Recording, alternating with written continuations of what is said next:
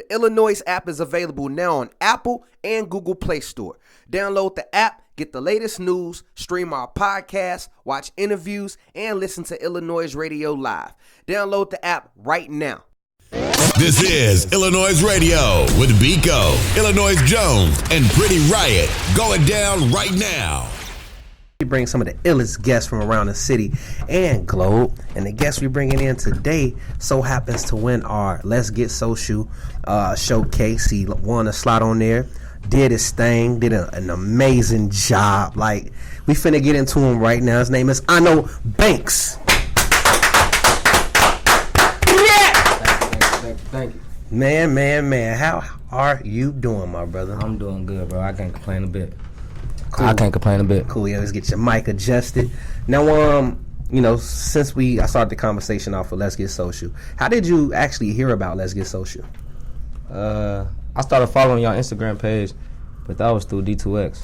Oh, big shout out to bro too. He showed, he definitely complimented you several times. Yeah, that's my boy. Yeah, that's my boy. He was telling me like, you got to check out Ano. Yeah, that's been my homie since before, probably like 3 years before he started rapping.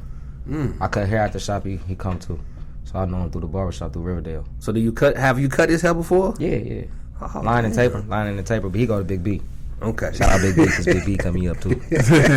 Straight up. Now, during the Let's Get Social process, the voting ballot, you was behind, and then all of a sudden you just you shot up. Did you expect that to happen? Not at all. Man. Not really. Actually, I be playing this cool. I think I play it too cool. So I be playing it cool. I don't like flooding people inboxes and shit. Excuse my language. But I was on there. D2X hit me up. He like, bro, you gotta do that, bro. He like, bro, you gotta post like every 30 minutes, bro. I'm telling you, bro, you post every 30 minutes, bro, and message people. Don't copy and paste. Just message them. Just say what's up. Shit, people started coming through that. Before I knew it, like, I had people hitting me up like, yeah, I just tried to vote 6 times. How many times can you vote in a day? How many times can you vote? Woo. So it was surprising. It was definitely, it made me full. You know what I'm saying? As an artist, it made me, you know what I'm saying, full to know I had supporters and shit. Yeah, I mean, and that's what I want to speak on that as well. Like, how do you feel, your fans react to your career? Do you feel like they bond more with you? I think they do. Especially with the way I'm trying to like build a fan base. It's not like I got like a lot of roots or people I knew from a shorty from Chicago. So like most people I meet, most of the people that I come in contact with be like new faces. So it's like I'm kind of trying to build like a cult. So like the people that do mess with me. But to be honest, I think my sound's kind of eclectic. So I just be trying to get in any space possible. Like just get in there, like whether it's online submission or contest or whatever, you know what I'm saying, free performance, whatever. Like I'm trying to get there. I'm trying to put my best foot forward. Yeah, because you had a whole band when you performed. Yeah. That's actually a part of my set. I actually I've been working closer with them, Edwin, Anai, Josh, and Alex, and we're gonna form a band that's gonna be like outside of Ano Banks. We're probably gonna start recording at the end of next month. Okay. But they real talented songwriters and instrumentalists. But I just think music, like you gotta like own what you do, and I'm like kind of hyper competitive too. So it's like a sport. You know what I'm saying? The best people that performed on stage like had bands, had like live acoustics. You know what I'm saying? Like, and the best performers that didn't do it was like real animated performers, to me, like Busta Rhymes type people, you know what I'm saying? I like Mace. Who are some of your influences when it comes to like performances? Puff Daddy. What? Gotta be Puff Daddy. Wow. It gotta be Puff Daddy. It gotta be Mace. It gotta be Kanye West, of course. So you like to put on a show, like you I like to put on the show. Okay. I want you to feel a certain type of way when you creating the experience. You know what I'm saying? So you're early in the interview, you say you don't have too many people here in Chicago. Like, where you from? I'm from Springfield. I do now. Right. But when I first started, I really didn't like people go to high school. A high school. That's a lot. So many people. Like grammar school, Like the way people from Chicago talk about grammar school. Before I came to Chicago, I didn't call it grammar school, I called it elementary school. Right. Grammar school, like you'll know so many people like that, you know what I'm saying, can support you and stuff. So it's like trying to just get around people, because people in Chicago, I feel like Chicago get a bad rap. When it comes to like getting support, because Chicago just ain't gonna support you if you out here bullshit. Right. You know what I'm saying? So somebody will drop one song or tell you one time they rap, or you ask them why they want to rap and they be like, because I want to get paid, and then people don't support them, they wonder why. But Chicago not one of them places where you like, you gonna half-ass do some shit. Right, you gotta if go you gonna cut grass, you better have a landscaping service.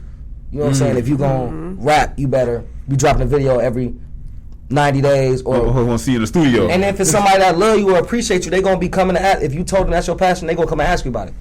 Man, I thought you was rapping. Where the songs at? Where the songs at? But Right. that's what they don't That's tell big you. facts. You know what I'm That's saying? big Like, facts. What do you feel can change that mentality? Platforms like this. Chicago's like a Chicago a mob city too. So you know, it's a lot of pay to play going on. You know what I'm saying? And a lot of my friends who they're not recording artists, but they're like visual artists, illustrators, photographers. They always tell me the worst thing to do is like pay to get into certain spaces. Certain things, like for example, like if you want to submit to a playlist and they have some stuff be like $5, bro. They just trying to keep you honest, bro. You know what I'm saying? I highly doubt they're making money off. And if they making $5 off you submitting to a playlist that got good songs on it, what's wrong with that? You know what I'm saying? So like sometimes you gotta pay like small things like to keep you honest type fees, but like paying exorbitant amounts of money. Like it's somebody on the internet, I ain't gonna say no names or nothing, but the man just be vultured out, jumping in DMs. Man, you can get on the stage and open for whatever top name you want to put in there. Anybody from Chicago that's went platinum, open for them for 15 minutes for $1,500. Like, and if somebody was from the streets or didn't, like, you know what I'm saying? That was an easy finesse. Yeah, That's easy finesse. Even if you say $500, that's people rent. Yeah. I'm roommating. You know what I'm saying? If I'm giving you $500-$600, I'm looking for a return. You know what I'm saying? Or something I can like. And the profit. Yeah. I need to cut on that dough. You talk about 15 minutes, and you gonna probably cut me off before I even get to 7 Instagram. Hey, Facts. you know what? We were just talking about this yesterday. Yesterday, me and Jones, I was showing Jones, I was getting ready to hit up a DJ. You know, I asked for a clean radio edit from an artist. And I go in the DM. I'm getting ready to hit him up, but I see the last response I sent him. I had asked him, hey, how can I get on this event? This was back in 2016. His response was, it's $3K, you get 5 minutes, and we give you, I think, four wristbands for the Yeah. My response was, no thank you. So it's like by you saying that they $3K for 5 minutes. $3K for 5 minutes. Man, I can't remember the exact statement, but I heard it. Somebody said like exposure is like, no, I was listening to J.R. Woods. He said, I know niggas that'll die for exposure. That's real, bro. Real. Niggas out here will kill somebody for exposure. It's crazy how niggas go to jail, get out, and be lit for exposure. Like, niggas will die for that shit. Clout is a hell of a drug. Yeah, indeed it is. It is a hell of a drug, man. Now, before we get into a music break, I noticed that you have roots that stem back to St. Louis. Yeah, my daddy from East St. Louis. I mean, does he take part in music any kind of way? Nah, my daddy a boxer. Ah, okay. My daddy a boxer, but I don't know. My grandma, she from Harvey, but she lived in Springfield. My mom was born in Chicago, but she was adopted into Springfield. Okay. You know what I'm saying? Which is kind of weird because I cut hair. The kids who hair I cut go to the same high school my great grandfather went to. So that's kind of like full circle, like 360 type thing. I think that's weird. But my grandma was a singer and like a district music missionary for like Kojic. You know what I'm saying? So like I feel like I got a lot of what I know how to do from church. Like, and that's like just the art of performing anything. Like, you know, church, if you at church, bro, when I used to get in trouble, I used to have to go to church more. I used to have to be at church every Sunday. First of all, every Sunday. Period. But if I get in trouble, then I get into that Tuesday, Friday range. You was at church. Like Tuesdays is cool though because you get in there, they feed you, you do some YPWW, they keep it funky with you. You know what I'm saying? Fridays though, no, it's like regular church. That's when you in real dog trouble. But I used to be straight up. I used to go to church, get out of church, and be outside. But Springfield different than Chicago, but we will be outside, boy. Like Springfield lit, low key. Like, they turn. I ain't gonna lie, like some niggas from Chicago came down there and did some real good recruiting because they made the whole city one gang. Like I didn't know about no Moes, Vice Lords, Stones, none of that till I was in high school, and that's when folks moved from Chicago. Like, yeah, his name's Chi-Town. It's always one of them. Man, what? Well, girl moved out there. She was a Moe Stone. I didn't know what that was. Only thing I knew was GD. Period. I ain't know no other gang at all except for like East St. Louis. They got like Metros and like they got like project gangs and shit. But like major gangs, Bloods, Crips, and GDs until I was like in 9th grade. Everything. So some niggas came down there like, yeah, look, all y'all GDs. That's what happened. I'm telling you, because niggas grow up and that's all they know. They niggas come come over. down there like, look, we from Chicago. Y'all GDs. Give everybody a pack. I promise. That's how it go. With that being said, we finna get into a music break. Make sure to check out the iLLANOiZE playlist in which we provide you with the latest tracks we play live on our show. Head over to Spotify and search iLLANOiZE Radio to follow our playlist as well as follow our podcast. Now let's get back to the show. Yo, what's up? It's your girl Pretty Riot, and you are now tuned into iLLANOiZE Radio, as you should be every Saturday from 4 to 6 p.m. Make sure you download us on your favorite streaming platform. So I don't care if it's Spotify, Apple Podcasts, Anchor, wherever you want to listen to us at. We are there, baby. And if you're watching on YouTube, make sure you hit that subscribe button and click that little bell in the box, the little bell. Make sure you hit that so you're notified every single time that we drop a video. Okay? Oh, and you could just download the iLLANOiZE app and you don't have to hear me say all this. Like, honestly, you could just download the iLLANOiZE app and we don't have to go through this every single week. No, I'm just kidding. We have to go through this every week because that's how we pay the bills. All right. But we're going to hop back into our interview with Arno Banks. How you feeling? You liking the blue vodka? I'm feeling good. The vodka is decent. All right. Buy Perfect. black, always come back. Hey. Bars. Yeah. Oh, Bars. he's a real artist. Yeah, Right. We all Bars. artists. Artists. I'm going to trademark that, I think. We all You should. artists. You should. I like that. You should. Look, capture. So what's the music scene like in Springfield? Ain't no music scene in Springfield. It's not. No rap. I ain't gonna lie to you. Baby, it's a baby scene, but it's not really a scene like that. It's not like, you know what I'm saying? The only way you gonna get out of Springfield rapping is if you big dog trap master. And if you doing it in real life. Right. Because if you rapping about it and you not doing it and you from a little ass town like that, They gonna know. get on your ass. And you ain't gonna be able to bubble. So I'm curious then, since you say the music scene in Springfield is so small, so like talk to us about Luh Elephant then, like how that came about. Like how did you hop into music? Well, I started recording music in 2008. Oh, okay. Probably November 2008. I started recording music just on some fun shit. I was in college, played football in Joliet. Me and my homies whooping. I met this cat from Rockford named Lee Major, and it was this girl named K Flo. She live in Houston now. She still make music. And I started rapping like that. I really ain't started rapping till my mom passed away, like 9 months after that. I don't feel like I got good, or I didn't feel like I was good personally until then. And then I stopped rapping for like 6 years. What made you hop back into Yeah, it? so I was gonna say, like, did you stop rapping because you were still grieving? No, I stopped rapping because I was trying to make a family. I was trying to have a family, and I didn't think being a rapper would be like conducive to like having a family and shit. Like only certain niggas like really got like families and like rappers and shit, like Ice-T and Snoop Dogg and shit. And them niggas like goats, you know. That's like a dime in the dozen. And I ain't feel like it fit well with my lady's personality, so I ain't rap. But after I kind of figured out that wasn't gonna work, well, I started going crazy. Sound like how Future did it, right? Right. So that was like in 2016 or 2017, 2016 or 2017, something like that. And then I got my own apartment, and then we was recording music crazy in Riverdale. That's how I ended up figuring out who Glowhound was, who Keese was, through the barbershop, through Riverdale. Boom, then I was fucked up. And I'm not the type of rapper that like record music when I'm like in a rough financially, because I don't like really got people to lean on, so I be having to like, you know what I'm saying? I write music, but I don't allocate money to record it. You know what I'm saying? But after I got in the space where I could record in November of last year, I kind of figured it out. I felt like when I was saying I don't have like a base of people that I know, I just got to make the best of the people that I do know. So I started doing music with Martin Sky, which is one of my best friends.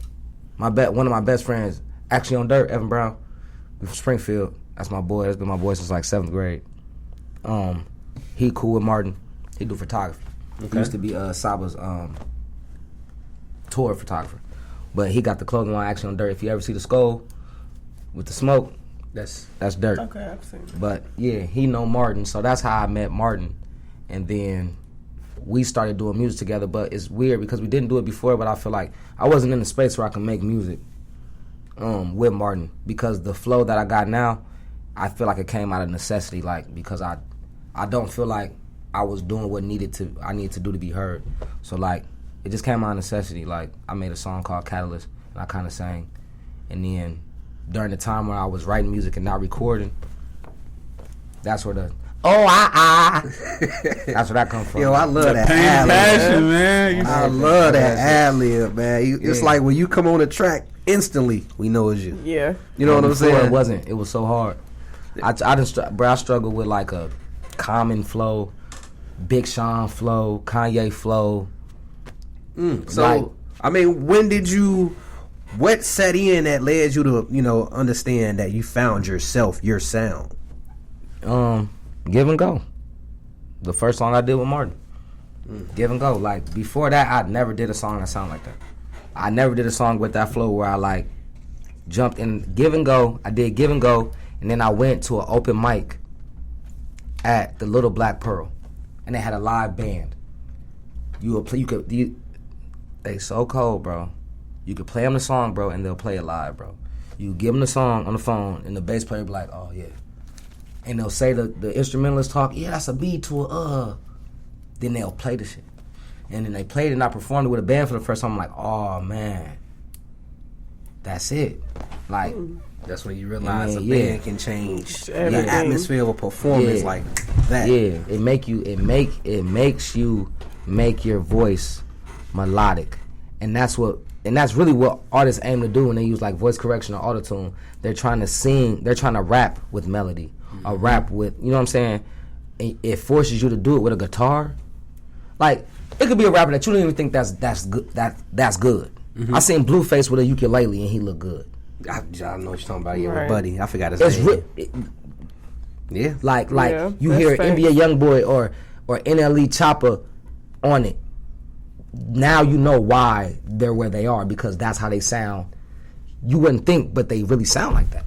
Like Kodak, no auto-tune. He sounds like that. You remind me too of Stunt Taylor. Stunt Taylor has a unique voice that flow with the instruments. Exactly. I ain't think about that. That's true. Actually, I want to know the meaning behind Luh Elephant.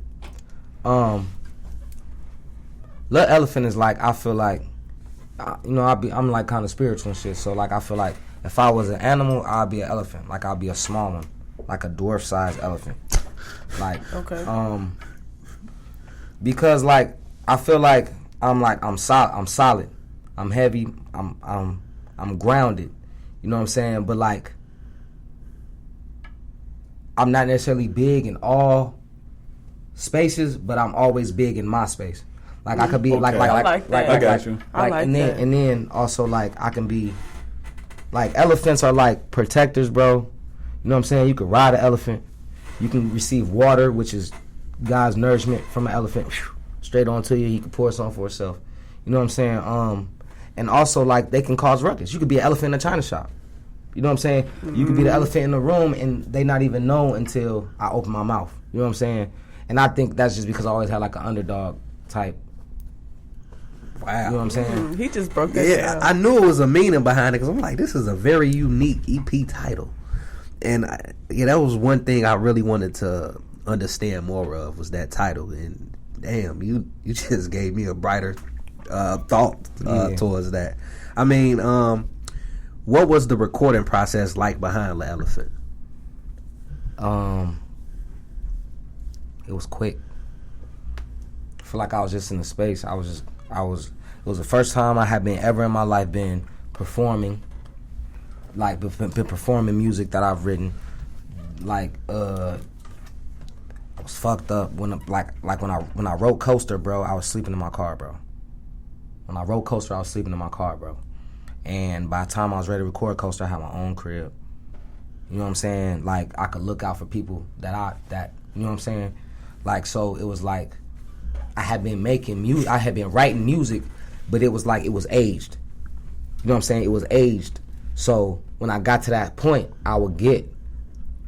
Then on top of that, I was listening to other artists that I feel like that was close to me. I got introduced to Monty Booker, Smino, No Name, all of them, Felix, Saba, all of them. Like, it's a cat from Seattle named Dave B. Sango type beats, like stuff like that. And it was like I feel like it went with the flow, so it's kind of easy. Like I typed in type beats, and this is after I did 4 songs of Martin. So after I did the 4 songs of Martin, which is Give and Go, Trading Places, no 3 songs, Give and Go, Trading Places, and Better Do, I had like a hold on my flow. Better Do is the hardest song to perform for me to this day, because just the range in which I recorded it is hard to make in person. I can make it with a band because they can always bring the key down. You know what I'm saying? Mm-hmm. But doing it with the live is hard because I'm really stretching and not to mention I'm a football coach, so I be yelling Monday through Friday. So you a barber, a football coach, and bro, I'm for kids, bro. I'm for who we got coming next, bro. That's all. That's really what I'm about, bro. Okay. Like, I was gonna say, if you don't mind me asking this, I was gonna say this before we get into your single. What would you want to say to the kids to motivate them to chase their dreams?